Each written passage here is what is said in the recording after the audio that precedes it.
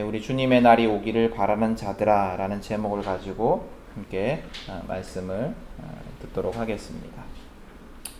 요즘 사람들을 만나보면 대화의 주제 중에 빠지지 않는 것이 부동산인 것 같습니다. 부동산 친구들을 만나봐도 사람들을 만나봐도 부동산 이야기가 빠지지가 않습니다. 근데 부동산에 대해서 이야기를 하다 보면 느껴지는 주된 감정이 뭐냐면 분노인 것 같습니다. 너무 비정상적으로 오르고 있기 때문에 그런 것 같습니다. 근데 이 분노에 대해서 제가 좀 찬찬히 생각을 해봤어요. 왜 분노가 생길까? 근데 제가 생각하기에 여러 이유가 있겠지만 제가 생각하기에 기회를 놓친 것에 대한 박탈감 때문에 생기는 분노인 것 같습니다. 나도 그 집을 살 수 있었는데, 그래서 나도 그 어떤 부를 얻을 수 있었는데 그 기회를 놓친 것에 대한 박탈감이 사람들에게 있는 것 같습니다. 원래부터 집을 살 형편이 안 되고 집을 살 만한 생각이 없고 엄두를 못 내던 사람들은 박탈감이 덜한 것 같습니다. 그런데 몇 년 전이나 올해 초나 언제든지 간에 오르기 전에 조금만 무리하면 그 지역에 집을 살 수 있었던 사람들, 예를 들면 대구 같으면 오르기 전에 조금만 무리하면 수성구에 집을 살 수 있었던 사람들, 이런 사람들이 부동산 폭등에 대한 어떤 박탈감, 분노 이런 것들이 큰 것 같습니다.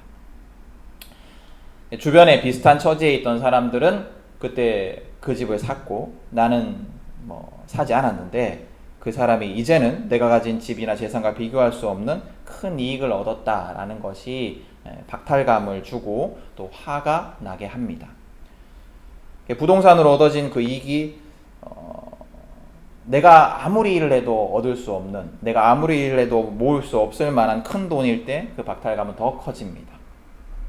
그래서 부동산에 대한 관심과 박탈감은 제가 생각할 때 아주 가난한 사람들, 서민들보다는 중산층에게 더 큰 것 같다라는 생각이 듭니다. 이게 단순한 분석이지만 부동산 문제를 보면 인간의 욕망을 발견하게 됩니다. 부와 성공에 대한 욕망입니다. 집값이 오르는 지역은 대부분 자녀 교육과 관련이 있습니다.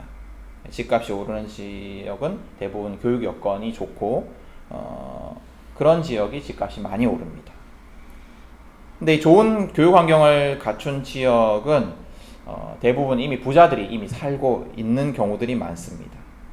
그 사람들은 이미 이제 어느 정도의 경제적인 성공, 또 명예, 이런 것들을 가지고 있는 사람들이고 자기 자녀들에게 충분한 투자를 할 수 있습니다. 그러니까 자연히 아이들의 학업 성취도도 굉장히 높겠죠. 그래서 조금 무리해서라도 그 지역에 들어가서 좀 생활 여건이 좋은 학생들이 다니는 학교에 아이를 보내면 자기의 아이도 학업 성취도가 더 높아질 거다라고 기대를 합니다. 그리고 얘기를 들어보면 실제로도 그렇다고 합니다. 좋은 학교, 좋은 학군에 들어가서 아이를 교육시키면 아이의 학업 성취도가 더 낮다고 합니다. 그리고 또 그 학교 출신, 그 유명한 학교, 그 학군이 좋은 그 곳에 있는 학교를 나왔다라는 것이 또 인맥을 만들어내고 그것이 또 성공을 뒷받침하는 어떤 요소가 되기도 합니다. 그러니까 부와 성공을 자기뿐 아니라 자녀에게도 물려주고자 하는 욕망이 부동산 폭등에 기름을 더 얻는다라는 생각이 듭니다. 그리고 또 어떤 동네, 어느 아파트에 살고 있다라는 것이 사람을 평가하는 기준이 되어버린 우리 사회도 부동산에 대한 욕망을 부추기게 합니다. 사람들을 만날 때 어디 살아요? 이렇게 묻기도 하고요. 어디 살아요? 이렇게 묻기도 하고 또 자기가 좀 좋은 아파트에 살면 좀 쉽게 잘 대답을 하고 좀 안 좋은 동네에 살면 조금 쭈뼛쭈뼛 하는 것이 우리가 살아가는 사회인 것 같습니다. 그래서 가난이라는 꼬리표를 끊어내기 위해서 특정 지역, 특정 주소에서 벗어나려고 애를 쓰고 또 성공의 꼬리표를 달기 위해서 특정 주소를 얻으려고 애를 쓰곤 합니다. 참 안타깝습니다만 부자가 더 부자가 되고 가난한 사람들은 더 가난해질 수밖에 없는 것이 우리가 살아가는 이 자본주의 사회의 현실인 것 같습니다. 이런 상황 속에서 우리 그리스도인들이 어떻게 행동해야 할까? 이 강력한 세상의 가치관, 이 세상 속에 살아가는 우리가 거부하기 힘든 이 가치관 속에서 우리는 어떻게 해야 할까요? 우리 그리스도인들은 어떻게 살아가야 할까요? 자본주의 사회, 돈과 성공의 유혹과 권력의 가치관 속에 살아가는 우리 그리스도인들에게 오늘 성경이 가르치는 바는 뭐냐면 너의 정체성을 기억하라 라는 겁니다. 네가 어떤 존재인지를 기억하라. 네가 하나님의 백성임을 기억하라. 이것이 오늘 성경이 우리에게 말하는 것입니다. 오늘 본문을 보면서 하나님의 말씀에 우리가 귀를 기울일 수 있기를 바랍니다. 오늘 성경인 이 아모스서의 배경이 되는 시기는 그 여로보암 2세라는 왕이 북쪽 이스라엘을 통치하던 시기였습니다. 여러분, 이스라엘 역사 속에서 가장 번영하고 평화로운 시기가 언제였을까요? 이스라엘 역사에서 가장 전성기가 언제였을까요? 솔로몬, 예, 맞죠, 그죠? 솔로몬 시기였어요. 근데 오늘 성경의 배경이 되는 시기도 그에 못지않은 평안과 번영의 시기였습니다. 잘 아시는 것처럼 솔로몬이 죽고 난 후에 이스라엘은 두 나라로 분열이 됩니다. 아모스는 오늘 이 아모스는 그 중에 북이스라엘의 말씀을 선포하고 있습니다. 근데 이 당시에 이 북이스라엘 주변 나라들 중에 이스라엘을 위협할 만한 강대국이 아무것도 없었습니다. 이집트도 힘이 없었고 아수르도 아직 강대국이 되기 전이었습니다. 또 여로보암 2세는 군사적인 능력이 있어서 주변 나라들과의 전투에서 여러 번 승리를 거두었고 그로 인해서 이스라엘이 패권을 차지했던 시기였습니다. 그래서 평화가 계속해서 지속되었습니다. 또 영토도 이스라엘 역사 속에서 가장 넓은 영토가 솔로몬이 통치할 때 영토거든요. 근데 이때 영토도 솔로몬이 통치했을 때 가장 많이 땅을 차지했을 그 영토를 회복하고 있었습니다. 전쟁도 없었고 또 평화가 계속되자 경제적으로 번영하게 됩니다. 무역을 통해서 많은 이익을 거두었고 상업이 발달하게 됩니다. 그래서 역사적으로 보면 북이스라엘의 전성기였고 평화와 번영의 시기였고 복된 시기였습니다. 그러나 이 시기에 대한 하나님의 평가는 다릅니다. 하나님은 이 시기를 어떻게 평가하시냐면 특별히 이 왕에 대해서 여로보암 2세에 대해서 성공하고 능력 있는 왕, 좋은 왕이 아니라 악한 왕이었고 또 북이스라엘은 악한 나라다라고 평가하십니다. 세상의 가치관, 세상의 관점에서는 복된 시기였지만 하나님의 관점에서는 악한 시기였다라는 겁니다. 하나님은 여러 선지자들을 통해서 이 시기에 유다와 이스라엘에 대해서 경고하십니다. 오늘 아모스도 그 하나님의 경고를 대언한 선지자였습니다. 그렇다면 하나님 보시기에 이 평화로운 시기, 번영의 시기에 이스라엘이 뭐가 문제였을까요? 사실 이 당시에는 경제적으로만 번영한 것이 아니라 종교적으로도 굉장히 부흥하던 시기였어요. 왜냐하면 이제 경제적으로 부유해지자 사람들이 많은 재물을 바칠 수가 있었습니다. 많은 재물을 바칠 수 있었고 또 그 시기에 베델, 북이스라엘의 베델이라는 곳에 하나님을 제사하는 큰 성전, 아주 거대한 성전도 있었습니다. 그래서 하나님이 명령하신 제사를 오늘 우리가 읽었지만 충실하게 사람들이 드렸고 또 많은 제물이 바쳐졌습니다. 그래서 화목제, 번제, 소제 다 드려졌습니다. 시키는 대로 다 드렸고 또 그것이 굉장히 화려하고 최선을 다해서 드려졌습니다. 그래서 종교적으로도 굉장히 부흥기다라고 할 수 있습니다.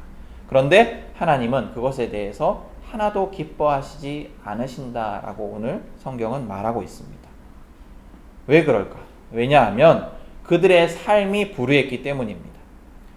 이스라엘의 경제적인 번영의 그 뒷면에는 어떤 것이 있었냐면 불평등의 문제가 도사리고 있었어요.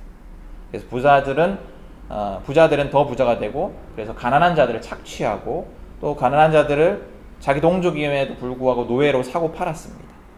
또 법질서도 문란해져서 이 가난한 자들을 보호하지 못하고 부자들에게 유리한 판결들이 계속해서 행해졌습니다. 또 우상 숭배도 심각한 문제였습니다. 그들이 하나님을 향해서 굉장히 열심으로 예배를 드렸지만 동시에 우상들을 섬겼습니다. 그래서 하나님 보시기에 그들의 열심 있는 제사, 종교 행위는 다른 제사가 아니었고 아주 가증한 것이었습니다. 그들이 예배는 열심히 드렸지만 삶은 개판이었고 심지어 다른 우상까지도 섬기고 있었기 때문입니다. 그래서 오늘 성경은 너희가 망한다 라는 충격적인 선언으로 시작하고 있습니다. 굉장히 충격적인 선언이었어요. 그 당시 이스라엘 사람들에게. 자기들은 하나님의 백성인데 하나님이 자기들 보고 망한다라고 얘기를 하는 거예요. 뒤이어서 아모스가 이렇게 말을 합니다. 주님의 날이 오기를 바라는 자들아. 주님의 날이 오기를 바라는 자들아 너희는 망한다. 이렇게 얘기를 하고 있는 겁니다. 이 주님의 날이 어떤 날이냐면 당시 사람들의 신앙에는 자기들이 섬기는 그 신이 아주 큰 승리를 거두는 날, 완전한 승리를 거두는 날. 그래서 주변의 모든 적들이 사라지는 날에 대한 그런 기대와 소망이 있었어요. 그래서 자기가 섬기는 신이 완전한 승리를 거두는 그 신의 날이 올 것이다. 이스라엘 백성들도 마찬가지였습니다. 당시 유대인들도 이스라엘 백성들도 여호와 하나님이 승리하시는 날. 그래서 주변 모든 민족으로부터 우리 이스라엘이 섬김을 받는 날에 대한 그런 기대가 있었습니다. 왜냐하면 하나님의 승리는 곧 자기들의 승리였고 또 이스라엘의 승리였습니다. 그러니까 하나님의 승리, 주님의 날이 되면 이스라엘이 모든 적들을 무찌르고 모든 나라들로부터 조공을 받고 섬김을 받을 것이다 라고 기대한 겁니다. 그래서 그날은 여호와의 백성들, 하나님의 백성들에게 반드시 복이 되는 날이었습니다. 그게 주님의 날이었어요. 그런데 아모스는 하나님 말씀을 대언하면서 그날에, 주님의 날에 너희들이 망할 것이다 라고 선포합니다. 얼마나 충격적인 선포였을까요? 예를 들어서 이런 거예요. 우리 그리스도인들은 다 주님의 날에 대해서 예수님께 다시 재림하시는 날, 그때 우리가 모두 영화롭게 될 것이다. 모두 영화롭게 될 것이다 라는 것을 기대하고 신앙생활을 하잖아요. 근데 어느 날 갑자기 하나님께서 선지자를 통해서 이렇게 하나님께서 이렇게 말씀을 하시는 거예요. 너희들이 그때 영화롭게 되는 것이 아니라 심판받을 것이다. 지옥불에 떨어질 것이다. 나는 천국에 갈 것을 확신하고 나는 구원받을 것을 확신하고 살아가는데 너희들은 그날에 지옥에 갈 것이다. 심판받을 것이다. 이렇게 선포하는 것과 똑같은 거예요. 굉장히 충격적이겠죠. 왜냐하면 우리는 제사도 열심히 드리고 예배도 열심히 드리고 신앙생활도 열심히 하고 있어서 누구보다도 나는 천국에 갈 만한 사람이다. 나는 구원받을 만한 사람이다 라고 기대하고 있는데 그런 말씀이 선포되면 얼마나 충격적이겠습니까? 당시 이스라엘 백성들이 그랬어요. 자기들은 하나님의 백성이고 당연히 하나님의 구원과 영광 가운데 있을 것이다 라고 기대하고 있었는데 아모스가 오늘 너희는 망한다 라고 이야기를 하는 겁니다. 그러니까 그 사람들에게, 이스라엘 사람들에게 최고의 복된 날, 너무나 바라고 소망하고 기대하는 그 날이 그들에게 심판의 날이다, 그들이 망할 날이다 라고 선포하는 것이 도무지 이해할 수 없는 선포였을 것입니다. 그렇다면 하나님은 왜 망할 것이다 라고 말씀하는 걸까요? 오늘 성경은 그 이유에 대해서 이스라엘 백성들이 공의와 정의를 잃어버렸기 때문이다 라고 말을 하고 있습니다. 이스라엘 백성들이 많은 제사를 지내고 정성스러운 제물을 바치고 잘 갖춰진 경건한 예배를 드리지만 그들의 삶에 공의와 정의가 없었기 때문에 하나님이 그 모든 제사와 제물을 가증히 여기시고 기뻐하지 않으신다라고 말씀합니다. 그렇다면 여기서 말하는, 오늘 성경이 말하는 공의와 정의가 뭘까요? 여러 해석들이 있어요. 공의와 정의에 대해서 이렇게 원어를 분석을 합니다. 근데 두 개가 다 이제 비슷한 의미를 가지고 있습니다. 어떤 의미냐면 의로움, 공정함, 관대함, 경건함, 무죄함, 이런 의미들을 가지고 있습니다. 근데 차이가 뭐냐면, 공의와 정의의 차이가 뭐냐면, 공의는 그런 태도, 그런 마음가짐에 대해서 얘기를 하고 있다면, 정의는 그것의 구체적인 행동을 얘기를 합니다. 그러니까 다시 말하면 공정하고 정의로운 마음과 삶의 행동이 있어요. 구체적인 행동이 있어야 되는데 이스라엘이 그렇지 못했다라는 거예요. 마음으로도 그렇게 공정한 마음, 공의로운 마음, 정의로운 마음 가지지 않았고 삶으로도 당연히 행동하지 않았다라는 겁니다. 그리고 그렇지 않고 이제 반대로 이스라엘 백성은 어떻게 행동했냐면 가난한 자를 착취하고 우상을 숭배하고 성적인 타락 가운데 거했습니다. 이게 이제 그 하나님이 싫어하는 삶의 구체적인 모습이었어요. 그 당시 이스라엘 사람들의 모습이었습니다. 그럼 그게 왜 죄가 될까요? 왜 공의와 정의를 가지지 않는 게 왜 죄가 될까요? 그거는 하나님께서 하나님의 존재가 그렇기 때문에, 하나님이 공의와 정의의 하나님이시기 때문이에요. 하나님이 가난하고 연약한 자들의 아버지 되시고 억울한 자들의 탄식과 눈물에 귀를 기울이시는 분이시기 때문입니다. 그리고 이스라엘은 그 공의와 정의의 하나님이 선택하신 하나님의 백성이기 때문에 그들은 공의와 정의의 삶을 살아야 했고 그렇지 않은 것이 죄가 된 것입니다. 공의와 정의의 하나님의 백성이 공의와 정의를 버리고 다른 삶을 살아서는 안 될 거 아니에요. 그렇죠? 공의와 정의의 하나님의 백성이 하나님을 닮아야 되는데 그렇지 않았다라는 겁니다. 근데 물론 이스라엘 백성들은 그들이 하나님의 백성이다, 여호와의 백성이다라는 정체성을 가지고 있었어요. 우리의 신은, 우리를 보호하시는 분은 하나님이시다, 우리의 주신은 하나님이시다, 이런 정체성을 가지고 있었습니다. 우리 아까 앞서도 봤지만 이스라엘 백성들은 계속해서 제사를 열심히 드렸거든요. 그러면서 이제 유월절도 잘 지켰겠죠. 유월절의 이야기가 뭐예요? 이집트로부터 자신들을 구원하신 하나님의 이야기. 이집트로부터 고통받고 또 이집트로부터 압제에 당하고 있던 자기들을 아무 이유 없이 대가 없이 구원하신 하나님의 이야기를 기억했습니다. 하나님이 이집트의 압제와 불의 속에서, 그 부정 속에서 그 고통받던 이스라엘 백성들을 부르시고 그들의 하나님이 되어주신 이야기를 기억했습니다. 자신들을 가나안으로 이끄시고 만나와 메추라기로 먹이신 하나님, 또 놀라운 일들로, 놀라운 기적들로 가나안을 차지하게 하신 하나님에 대한 그 믿음이 있었습니다. 그래서 그들은 하나님께 열심히 제사했고 주님의 날, 여호와의 날을 고대했습니다. 그러나 그들이 가지고 있던 이 하나님 백성이라는 정체성은 사실은 바른 정체성이 아니었어요. 철저히 자기중심적인 정체성이었습니다. 자기에게 유리한 것만 생각하는 정체성이었습니다. 하나님이 주실 복만을 기억하고 하나님의 백성이 가져야 할 책임에 대해서는 망각하는 그런 정체성을 가지고 있었어요. 우리도 그렇게 비슷하게 살아가기 쉽습니다. 하나님이 내게 주실 것들만을 생각하고 내가 하나님께 해야 하는 것은 잊어버리는, 하나님을 닮아가야 하는 그 삶의 모습은 잊어버리고 하나님은 내게 복을 주시는 분이야. 하나님, 성경을 보니까 하나님께서 병도 낫게 하시고 하나님께서 부자가 되게 하시고 하나님께서 성공하게 하시고 하나님께서 길을 이끌어 주시는 분이신데 이 하나님이 나의 하나님이니 나의 삶도 그럴 거야 라고 기대하며 살아간다라는 거예요. 근데 그건 반쪽짜리죠.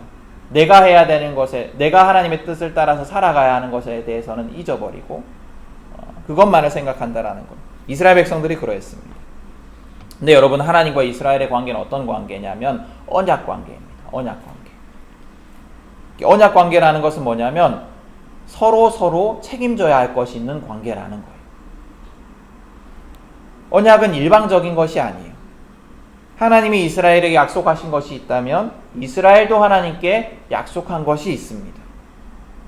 하나님이 이스라엘을 책임지시듯이 이스라엘도 하나님께 책임을 다해야 했습니다. 하나님의 백성이라면, 그래서 하나님의 사랑과 공평과 정의를 경험한 자들이라면 하나님의 백성답게 스스로도 사랑과 공평과 정의의 삶을 살아야 했습니다. 왜냐하면 하나님은 이스라엘 백성들이 하나님을 닮아가기를 요구하셨기 때문이에요. 그 언약이었기 때문이에요. 하나님이 이스라엘을 책임지시는 것처럼 너희는 나를 닮아가라. 이게 하나님의 언약이었던 거예요. 근데 반면에 이스라엘이 하나님과 함께 섬기던 우상들은 어떤 존재들입니까? 이 우상들은 자기들을 향해 제사만 잘 드리면 이스라엘이 어떤 삶을 살아가든지 간에 관심이 없었어요. 제사만 잘 드리면 자기들이 복을 주겠다 약속하는 그런 신들이 우상이었어요. 삶 속에서 어떤 삶을 살아가든 어떤 개차반적인 삶을 살아가든 상관없었어요. 그냥 제사만 잘 드리면 내가 복을 주겠다. 이게 우상이었어요. 이스라엘은 하나님을 섬기면서도 동시에 우상을 섬겼고 심지어는 하나님을 섬기는 것도 우상처럼 섬겼습니다. 그러니까 하나님을 섬길 때는 그러해서는 안 됐는데 우상을 섬기는 것처럼 하나님을 섬겼어요.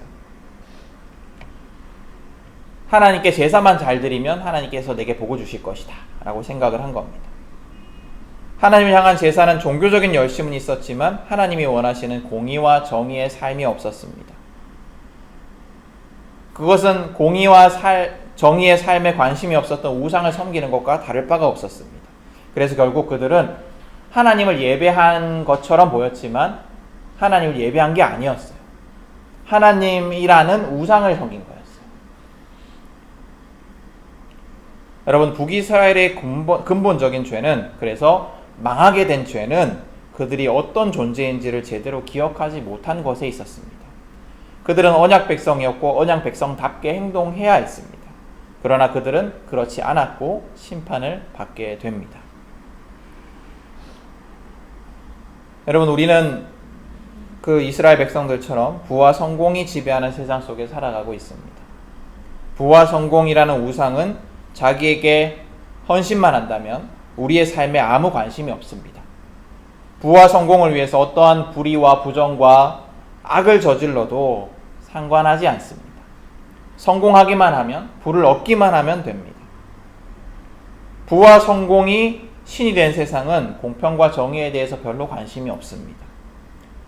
그런 세상 속에서 우리 그리스도인들이 하나님이 원하시는 공의와 정의의 삶을 살아간다라는 것은 정말로 어려운 일입니다.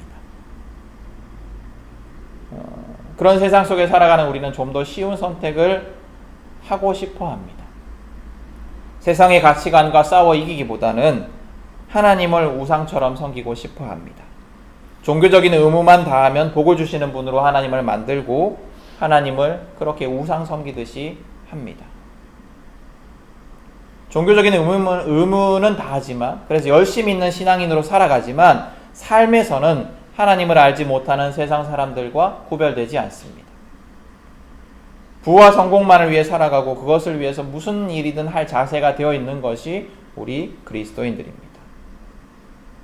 물론 그래도 성경과 설교를 통해서 들은 것이 있고 읽은 것이 있어서 적극적인 부정은 행하지 못할지라도 은근슬쩍 동참하는 것이 우리의 모습입니다. 앞서 부동산에 대해서 말씀드렸지만 한번 생각해 보세요. 우리나라의 모든 그리스도인들이 갭 투자하지 않고 부동산 투기하지 않고 성경의 가치관에 따라서 공의와 정의의 삶을 살아간다면 우리나라가 지금 이런 모양인과 같겠습니까? 모든 그리스도인들이 가난하고 차별받는 사람들을 향한 차별과 착취에 대해서 거부하고 공의와 정의로 그들을 대하고 그렇게 사회가 변화되기를 요구하며 살아간다면 우리나라의 지금 모습이 이러하겠습니까? 그러나 하나님의 명령대로 또 성경의 말씀대로 살아간다는 것이 결코 쉬운 일은 아닙니다. 쉬운 일이었다면 왜 이스라엘이 아모스의 말을 듣고도 돌이키지 않고 심판을 당했겠습니까? 왜 멸망했겠습니까?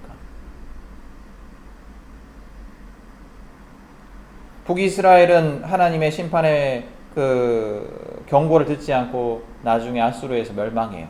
그리고 지금도 북이스라엘의 그 흔적은 남아있지 않아요. 지금 유대인이라고 하는 사람들은 다 그 남유다의 핏줄을 이어받은 유다 족속들, 베냐민 족속들 사람들이거든요. 왜 그런 일이 벌어졌겠습니까? 또 쉬운 일이라면 저와 여러분이 왜 세상의 가치관을 거부하며 살아가고 있지 못하겠습니까?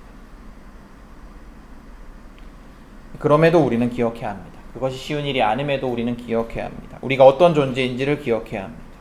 우리는 하나님의 백성입니다. 우리는 놀라운 은혜로 하나님의 선택을 받아서 구원받은 자들입니다. 우리는 그리스도의 십자가 은혜, 우리의 모든 죄를 지시고 우리의 과거와 현재와 미래의 모든 죄를 해결하신 예수님의 희생과 사랑으로 구원받은 자들입니다. 하나님이 이렇게 놀라운 은혜를 우리에게 베풀어 주시면서 요구하신 것이 무엇이었냐면 하나님을 닮아가라는 겁니다. 예수님이 십자가의 사랑을 베푸시며 십자가에서 그 피를 흘리시며 우리에게 요구하신 것이 무엇이냐 하면 나의 길을 따르라는 것입니다. 우리는 하나님의 백성입니다. 우리는 십자가의 은혜로 구원받은 자들입니다. 우리에게 부와 성공의 가치관, 세상의 가치관이 아무리 강력하고 매력적이다 할지라도 그것보다 더 크고 더 강력한 은혜와 사랑으로 구원받은 자들이 우리입니다. 그래서 우리의 삶은 주님을 닮아가는 삶이 되어야 합니다. 우리는 우리의 정체성을 기억해야 합니다. 여러분, 세상의 가치가 너무나 강력해요. 너무나 강력해서 심지어 교회마저도 삼켜버리고 있습니다. 교회가 부와 성공과 권력을 추구합니다. 작은 교회는 더 큰 교회가 되고 싶어하고 큰 교회는 더 큰 교회가 되고 싶어합니다. 왜 그래요? 큰 교회가 되면 성공한 거라고 생각하기 때문이에요. 큰 교회가 되면 부와 권력을 얻기 때문이에요.